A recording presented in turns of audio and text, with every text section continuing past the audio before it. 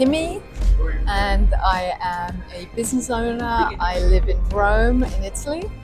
I came here to see a fantastic show from my friend's family member, her baby sister, her first time show, and then some other designers as well. If you don't mind me asking, how young are you? How young? I love that question because I feel extremely young, but I am 51. Oh, you look lovely. You look wonderful. That's you. why you caught my eye today, and I love what you're wearing. I would like you to just tell me what you've put together.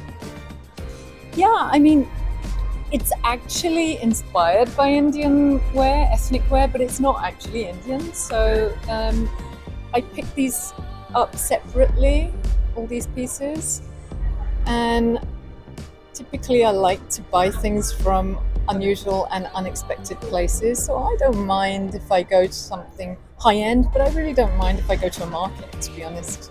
Tell me, what does fashion mean to you?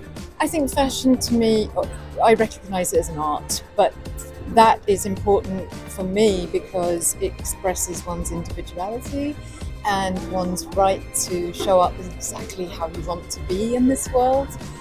And that's very important to me. I think self-expression and ultimately self-acceptance. So that's what fashion means to me.